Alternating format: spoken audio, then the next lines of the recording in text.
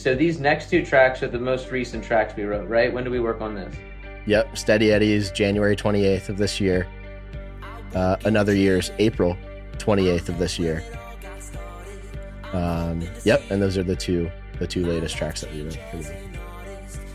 So Steady, well, I think we went into that being like we wanted to do something a little bit more modern and have some electronic influence. Like almost like Jamtronica, I think is what we were really thinking about. Yes. I remember we listened to the new Justice album maybe that weekend, and that was definitely an influence. So it has this synth wavy type of feel in the production, but Matt has created a lane and a world with his vocals where he can really go over anything. And I think this song is a perfect example of us trying to go out on a limb and try something different.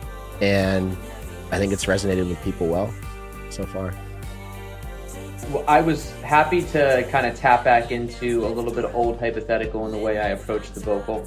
It's kind of a rap sing verse, and I like to have little nuggets there still that exist to this day. I mean, we talk about putting out a rap EP or some sort of rap project at some point to kind of tap back into that, which would be so fun.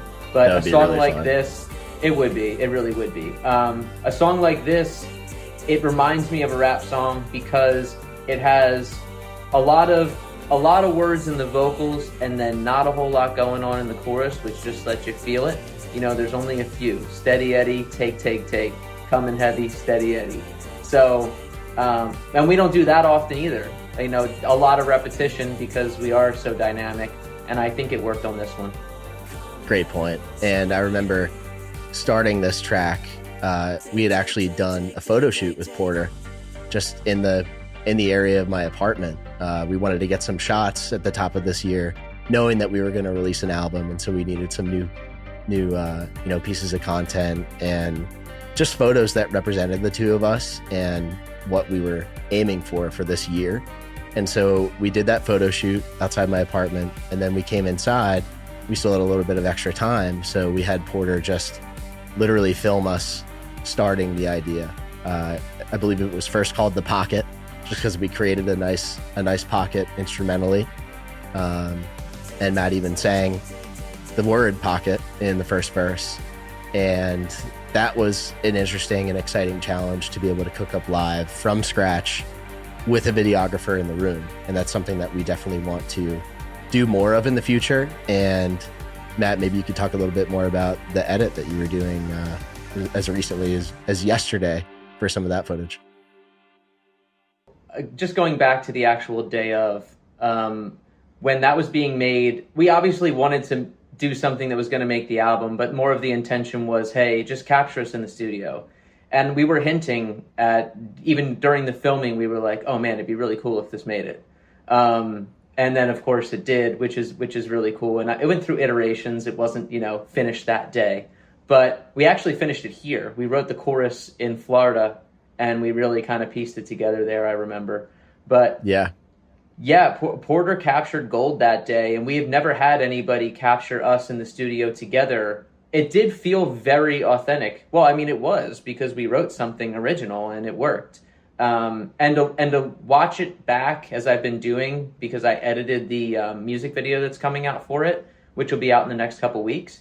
I felt like it was very. It's almost like it's a special place for just us.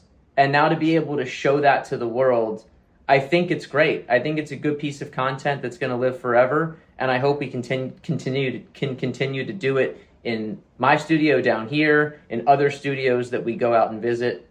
It's a very cool thing watching us ideate. Just a raw picture captured of our process, the rapidity of it. I remember the first production, more so in the drums.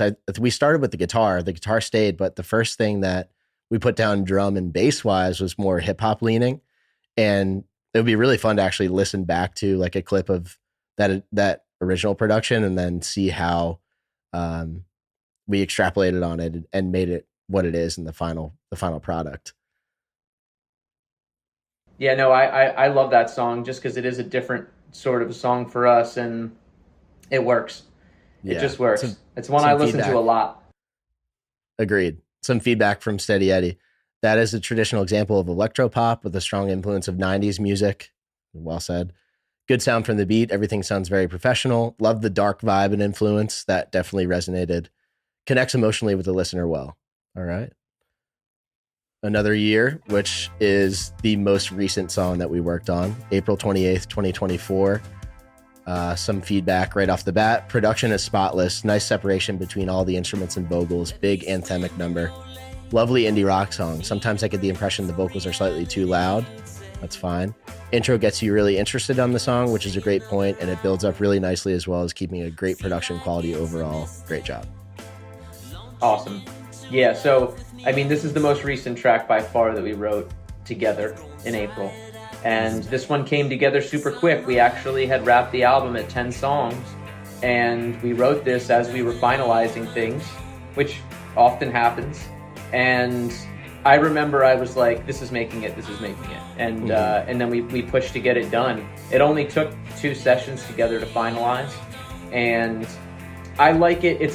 We were talking about, you know, how we wanted to mention our top songs off this album, and this one makes it for me because it's one of the most recent. I can still relate to the lyrical content. I think it's a very impactful song. I mean, actually, when we came up with the concept, you actually came up with the concept. That's right. Yeah. So Matt has a tendency to always be thinking in the future, and it's I'm not saying this is a negative to your character by any means, but you do definitely tend to look towards the future or look in the past versus living more so in the present. And so it's something that I've definitely caught on from just knowing you since we were in kindergarten. I don't think I picked up on it way back then, but it's something that's materialized over time. And so just being able to capture that concept and almost introspectively look at, you know, how you're visualizing your life and your world. I've actually had a couple people ask me about the specific lyrics behind this and the meaning, and essentially it's about a fight to stay present for someone who's a futurist like me. And so I'm wrong, but in another year I'm gone. It essentially, it doesn't mean death, although, you know, to some people it could be. But for me, it just basically means that, like, I'm always just trying to live presently and be in the moment, but my mind always wants to take me to that next phase. I think a lot of people can attest to that. And I think it's one lyric from the album that really stands out for me. I'm wrong, but in another year I'm gone. I mean, the weight of that is heavy. And I think we matched it with the outro production wise. Probably the hardest section of music that we've written to date is the outro of this song. It really hits blistering drums, very chunky, heavily distorted guitars, and you just feel it. Like it encapsulates what Matt is saying lyrically. All right, so going into track number 8, Living's Not Enough. April 21st, 2023. This one feels a lot like Friends to me, a single that we put out in 2022, just sort of a loosey. Hard-hitting instrumental, and Matt's approach is very, I'll say, compressed. It's very rap singy, and then you get to the chorus and it just takes off. This one's one I could envision working out to. It's one that I could envision cranking up the volume in my car to. I mean, I've done that with every song in the album since it's been out. But yeah, some good commentary on Living's Not Enough. This is tough. Your vocals are sick and everything's layered just right. Some good prime FIFA soundtrack music here. So there's another example of the FIFA soundtrack coming back at us. We got to get on FIFA 26. Yeah, we do. Production is good. Vocals sit nicely with the rest of the mix. Really a radio-friendly jam, except for the forward-facing F-bomb. But I'm sure you could bleep that if push comes to shove. Oh, God. Well said. Whatever, bro. Truly memorable moments pepper this track. I agree. This rips. The production decisions are tasteful. I like that the vocal takes the lead throughout. The solo at the end rips. I feel like I'm wishing there was more happening melodically until that solo. The guitar lick that repeats is just a single note repeated. Dope song. It's a very straightforward, punchy tune, and I actually remember that being kind of a sticking point with you. Mm-hmm. This is one of your dad's favorites, right? Yeah, a couple people. Yeah. Well, people that generate towards rock in general tend to like this song. Yeah. It's not enough. I'm trying to think back on anything noteworthy from the production of this one, but it all gets kind of jumbled up sometimes. You know, it's hard to go back and recall the exact point where we had the idea, especially being, you know, almost a year and a half removed from when we first started it. But nevertheless, I mean, we achieved something that we wanted for the album. It kind of falls in the lane of Dove and Serotonin a little bit, where it's more forward-facing rock. I always liked this one, and I remember oftentimes it takes me a while to write out the lyrics, multiple sessions, because I want to be involved in the instrumentation too. And when we're working, I usually don't just bring lyrics to the table and then we craft a song around it. It's actually the opposite. So I need to create time and space for the lyrics to come through. And sometimes they don't always come through all in one session. But this one, and maybe a couple others on the album, I had both verses and a chorus done before we left. Yeah, good point. And the lyrical concept, I mean, it sticks with me. It's yearning for more, you know, waking up out of your bed every morning and doing what you do sometimes might not be enough. Like you feel like you're yearning for more and you want more out of this life. And that's what I come back to when I think about this song.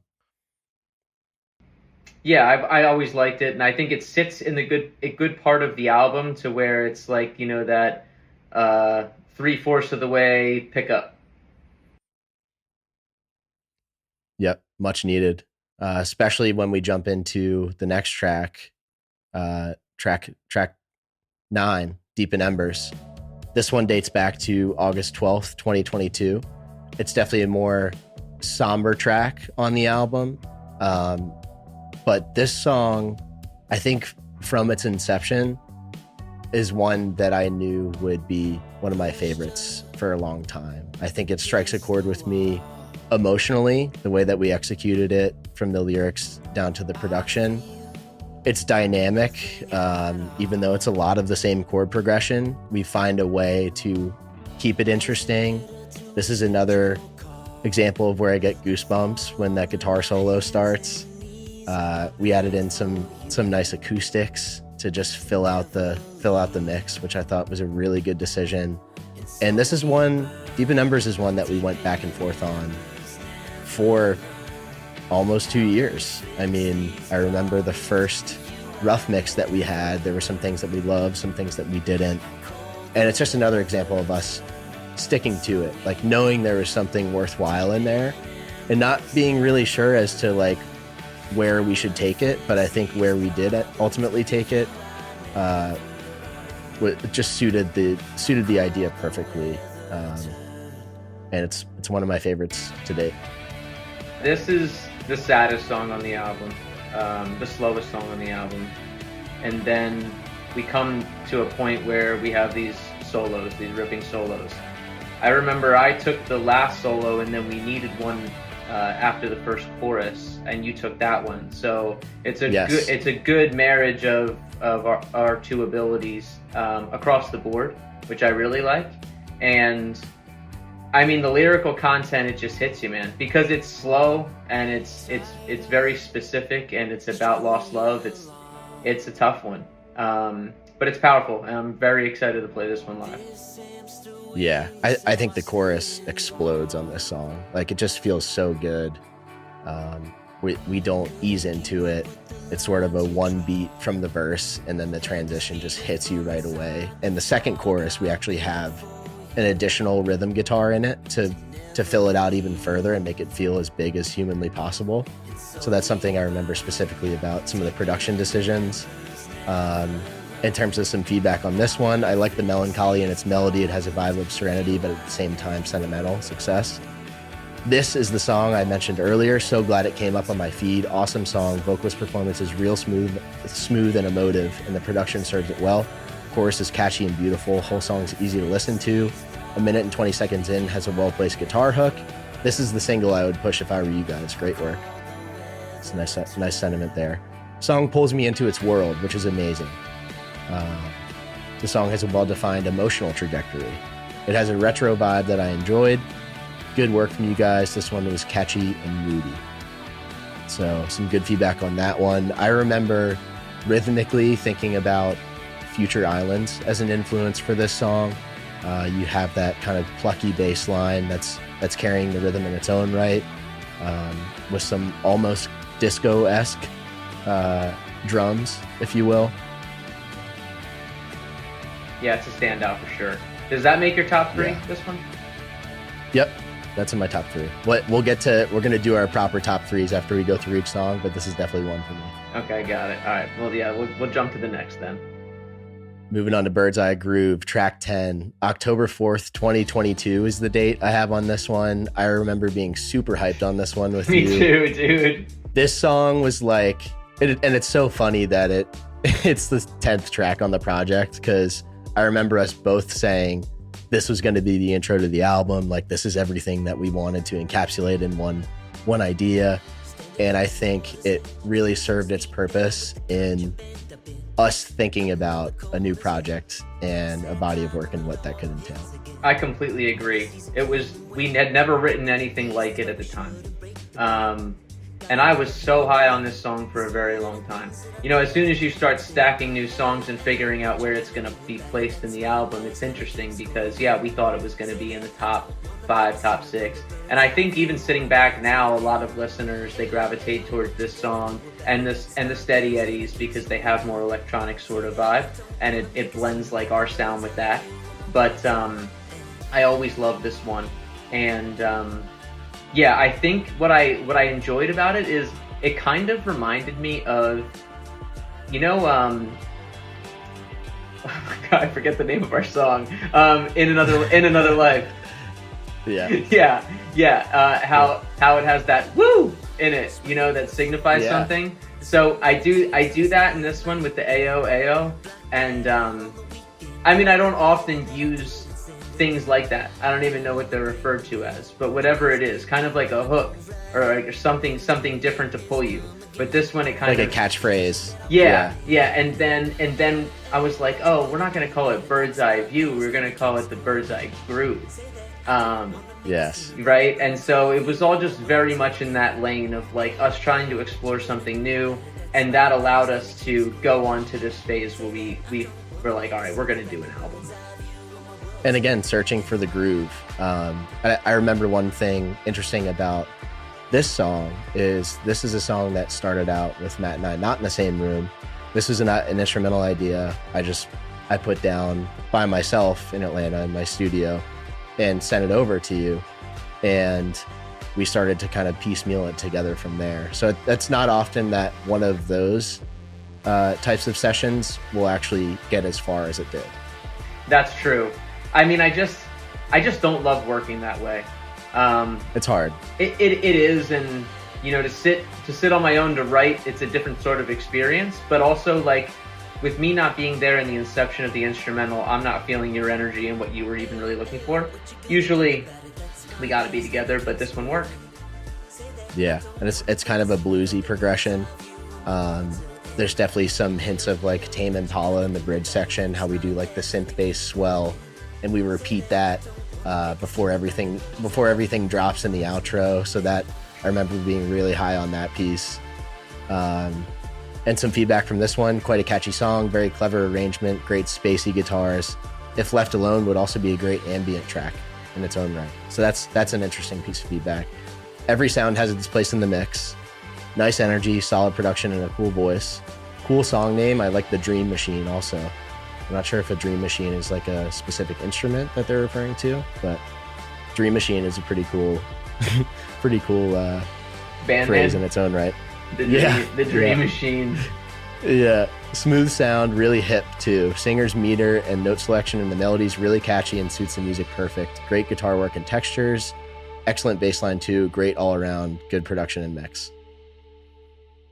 The Bird's Eye Groove, baby. I remember we had a music video idea for this one too, where we were actually pontificating on whether we could get like an actual camera attached to like a hawk or an eagle or something, and then we're just tracking it flying through the air, maybe diving down and scooping up a fish from the water and then climbing back up into the air. We thought that would be kind of funny. I've seen TikTok lives of that actual situation, which I don't know how somebody does that, but it would be pretty funny to. I definitely still want to do drone footage of some sort with this song, so we're gonna be working on that. There's a concept that we've been talking about. I think we should keep secret, but I think it could work for this. But remember when we tried to rent doves for the dove video? And yeah, they usually just rent them out for like funerals and weddings and stuff. But we were gonna try to get them in the studio and to fly out. Like when we hired a model, is sure if you're listening to this, maybe you've seen some of our content for it. But yeah, we were gonna have like Herbie, a magician that like appeared with the doves, and but they were so expensive. I just remember being like and probably quite a liability, especially if we're renting out studio space. I mean, we're running the risk of getting pooped on, feathers being everywhere. Seems like a lot of variables in the scenario, which I'm still down to explore. It'd be an interesting shoot nonetheless. Yeah, we need wildlife in our videos. Yeah. And then Moonlight, track 11, final track. First date we have on this song, April 1st, 2022. This song always resonated with me too. I knew there was something in the idea that we had originally, and it's another one that we stuck to. We didn't let get away from us. And I think it's the perfect closer to this body of work, especially how it ends, with those swelling synths and that progression, and actually ripping out the lead vocal of Matt's and just using his harmonies to kind of just give it that closure. I think the perfect closure to an 11-track project, in my opinion. This one, I was always debating whether to put lyrics in the second verse, but nothing was really hitting, and I'm like, well, this sounds like the closer, so let's lead into the ambient. Let's just go in that direction. And I already had the vocal melody we really like for the first verse, and the chorus itself has so many words in it that it feels sometimes like a verse. I think we hit it 3 times. But yeah, it felt right to just leave it as open space and just to let it groove. And I think we're going more in that direction too. Yeah, and I liked how the third and final chorus that we chose for this song specifically, we switched it up instrumentally. We found these like swelling, spacey, reverbed out guitars, ended up tracking them multiple times. One was a harmony, one was the lead take. And those really carry this song kind of to another dimension, in my opinion. And how those intertwine with your final chorus vocal just makes for like chef's kiss to me. Yeah, I think it's nice to strip back the layers on the vocal to see really what's underneath. There's some harmonies on this album that I know we specifically listen for when they come in. And I don't necessarily think to the average listener they're hearing them initially, but like the Deep in Embers harmonies, we've always really loved that. And you specifically love, it's like your favorite chord on the whole album is like the third chord of the progression in Deep in Embers. Yes. The way that resonates, it speaks to me, and it's hard to put into words sometimes, like especially when you're writing your own music, like how you even got to that point and like made that decision. But I think that's just about letting your intuitions guide you, and then obviously there's some cleanup and there's some editing, but the foundation was there, and I think it was definitely there in this case for Moonlight too. I remember, I think we started this idea in your rental place in Florida, and I was listening to a Jim James solo record that came out around that time, the lead singer of My Morning Jacket, and I compared this idea to a lot of what he was going for in the space. I remember the original drums for Moonlight were very reverby, so we ended up dialing those back. But something about just how it felt to me and how it sounded reminded me of something the lead singer of My Morning Jacket would do in his solo project. I agree. It is in that lane. Yep, and some solid feedback and commentary from this one too. For Moonlight, solid project. So that's somebody that listened to the full album. Nice lyrics, love the atmospheric feel. Above average production compared to what is heard around here. Hell yeah. A smooth sound, vocals are a good match for the music. Tight drums, nice grooving bass. Again, groove. It continuously comes up. Great sounding chords and overall energy here. Keep it up. Would be dope to listen to on a night drive in my car. 100%. Vocals are clear and everything is mixed very well. Rhythm's very catchy. You hit the sound. Good performance. Vocal performance shows great control. That's a testament to Maddie. And last but not least, Luminous Overture. That's nice. Has a retro vibe that I enjoyed. Cool stuff. Awesome. So that's the project, folks. MELD. So something that we wanted to achieve for the promotion of this album was get the most amount of visual content to accompany each song with the least amount of shoots. And I think we did a pretty good job at that. Again, utilizing Porter, utilizing Ashley Rogers as the talent, the sexy magician, if you will, and kind of hearkening back to what the cover art meant and what the album title meant. So MELD was kind of a play off of switching the first letters of Matt's initials around, Fat Meldman, and then chopping off. That's going to be Matt's side project, Fat Meldman. But then we actually loved the word meld and what it meant, and just kind of being a melting pot for these different grooves, these different vibes.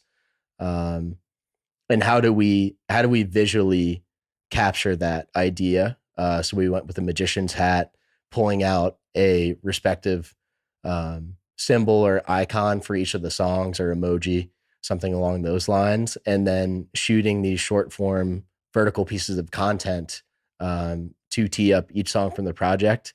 I mean, I'll say it's tough with the different social media algorithms these days to get folks' attention. So we went with the approach of kind of tricking the algorithm into seeing, a good looking woman that is representing each of these songs in its own way. And, the views haven't been great. It's something that we continue to wrestle with. Just in this landscape these days, it's hard to really break through and get a push from the algorithm. But I don't have any reservations about our approach. I think there's things that we still need to do, obviously, to continue to push it. And we will do so for the months to come. And so that's kind of where we are. I think we still have a couple clips left to post for each of the respective tracks and that content that we had. Then we're definitely, as Matt said, we're going to tee up a music video for Steady Eddie. We're looking at ideas for Weirdo Cassie to actualize that concept. So still a lot of work left to do, which is the not so pretty side of being a musician and an artist in 2024. You're having to cut through a lot of noise just to try to get people to hear your tracks, and we're doing our best. What I've really gravitated towards is as much authenticity as possible. I know that for this one, we really wanted to come with a unified approach of like the album art should match our video content and all of that. And I think that we've done a pretty good job of that, because when a listener then thinks on us, they use imagery and they use certain, themes. So that's been good. But now from here, it's more, all right, well, let's start to perform our songs. Let's pull back the curtain. This is one way in which we can pull back the curtain. There's many others. And by us, playing together and being together and shooting things that just feel us, that's really the way that we're going to continue to go about it, with a relatively modest advertising budget and content creation budget. I mean, there's only so much you really want to spend on something that's generating, hundreds, if not thousands of views. Yeah. Yeah. It all comes back to playing these songs out live at the end of the day. That's where we'll get, I think, the best reaction, as long as we dial in our sound and we have that chemistry live, representing them the right way live, is what's going to get people to search for us on DSPs, to continually listen to our original music. And that's something that we're looking forward to doing in 2025. So can't wait for that. And I've noticed, I mean, I think you're the same way too. I mean, I obviously am somewhat adverse to social media, or have become over the years, and it's difficult for me to always think content. Like, if I'm in the moment and it would be a really good opportunity to film something, I kind of stay in the moment. So that's not the best for creatives in 2024. You really need to have a camera on or something going on at all times so that you can cherry pick the best content. So we definitely are trying to create more moments like that where we can come across of you seeing exactly what we're doing. And I think this and the combination of the Steady Eddie video are two really good pieces to show. Totally. And it's exhausting at the end of the day. It's a time suck. Just posting one of those pieces of short form vertical content to TikTok, to IG Reels, to YouTube Shorts. I mean, that takes me at least 30 minutes just to get those up and running, and then adding them to stories, making sure your followers actually see the content. It's tough right now. And we're trying not to get down on that, and just continue to keep it moving, because at the end of the day, we believe in these songs and we want to do right by them. And if that means repeatedly posting them on social media so folks don't miss them, then that's what we're going to do. And I think I want to give the songs their due, while making sure that we're still somewhat enjoying the process. And so when it becomes the point of like, all right, enough's enough, let's go make some more music, or let's go, spending my hour practicing the guitar to play live versus spending it on social media to try to drive our current music. It's very tough to weigh what takes the precedent. I mean, we're in our mid 30s, and we're grown men. We have stuff going on. So if we have an hour a day, 2 hours a day tops to devote to music, where's that going? Yeah, well said. I think future plans just continue to push this project, push the album MELD.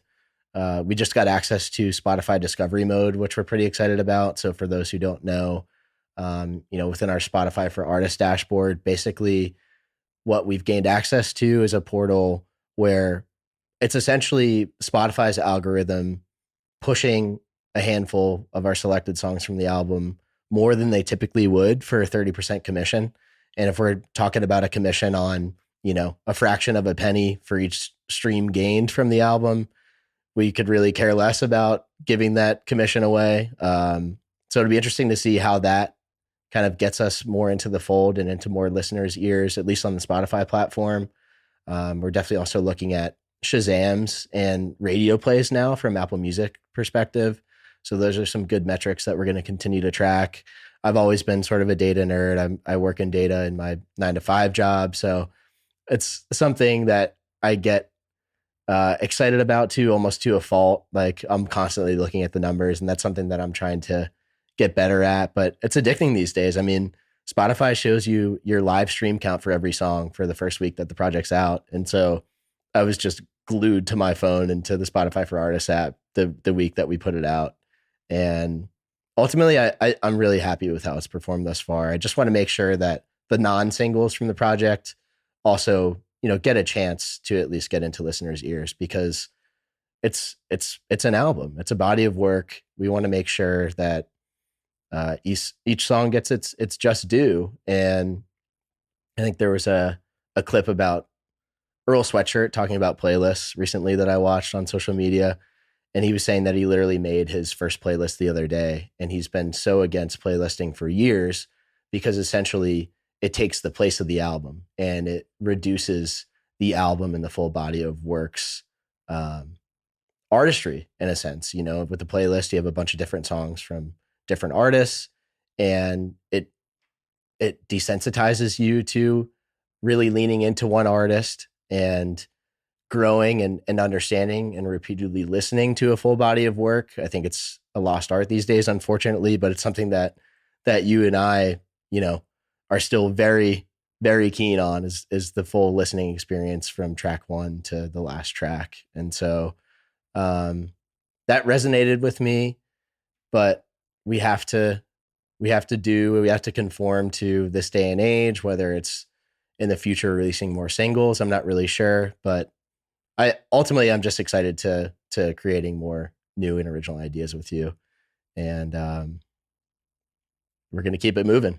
We've bounced back and forth. Like after we released the last album, Now You Know, we tried the singles game, and some of those singles never made it on an album. And then we did an EP, which was in a direct lane. And those songs in our history books will be lost because they're not attached to an album. At least they feel that way for me. Like, you know, in terms of the bodies of work we have, I look back at our 3 albums and then our EPs, but the singles then fall below that. So I'm an album guy. I mean, I think it's so impressive when you can listen to an album front to back and there's very few skips.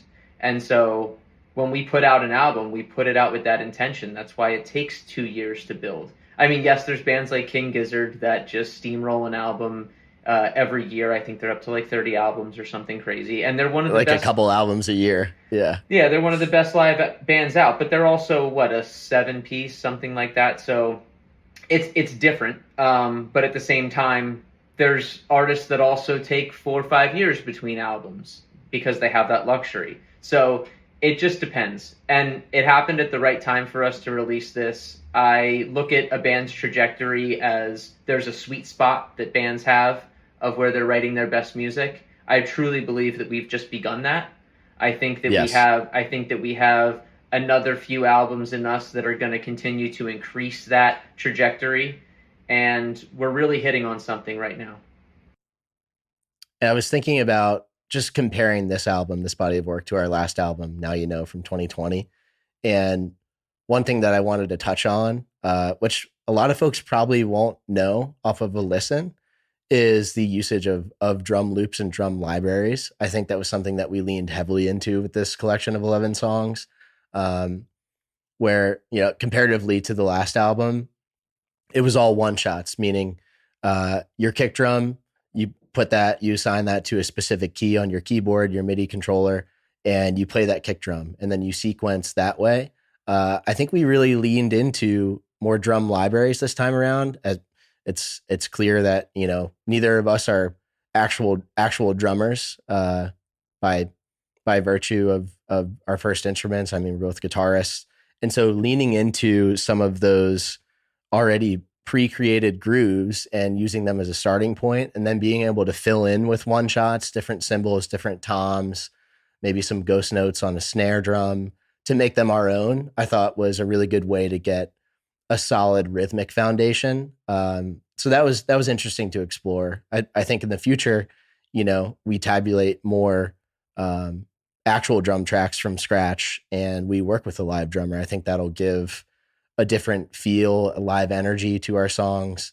So I'm looking forward to doing that in the future. And Matt and I have talked about renting out proper studio space, not working out of one of our bedroom studios, and really taking our pre-production, our rough mixes, our rough masters to a session, to a studio, maybe even have a hired producer with us to, you know, really bring out the best parts of what we've written to date. So yeah, man, I'm just looking forward to continuing to expand on our body of work and what we do best and seeing what else we can create. We want to tap into everything that's accessible to us. And so like there were things on this album that we didn't think that we would get to from a creation perspective, from an animated video perspective. I mean, all of these things, right? And there are levels up from here and I think the next one for us is formulating a band to play these live shows and dialing in our live sound. It's imperative to me to get back on stage. The feeling that we mutually had up there was unmatched, and now we have the songs and we got to go out and play them. That'll make it all the more worthwhile. You hear musicians that are currently touring talk about it all the time. That's the true payoff moment. And we haven't been able to have that in the last 5 years. So that's something that we're anxious to get back towards. Yeah, we'll be ready. Definitely. Well, I think that'll do it, man. I want to thank you listeners out there who have given the album a chance, who have listened front to back, or are just resonating with certain songs right now. Maybe the singles have your ear. If you haven't listened front to back, I urge you to do so. You won't be disappointed. And we appreciate all the support. And we're just going to keep it moving, keep creating, and we're super proud of this body of work. I mean, I feel like the best thing that our fans can do is to share the music and give us pointed feedback and reach out to us. We love hearing from them on things they like, things they don't, what they want to see in the future, and it encourages us, man, to keep going and to just really feed into the thing that we love to do the most, which is to be surrounded by music. Couldn't say it better. Well, that does it, folks. Thank you again for listening, and look out for some tour dates in 2025.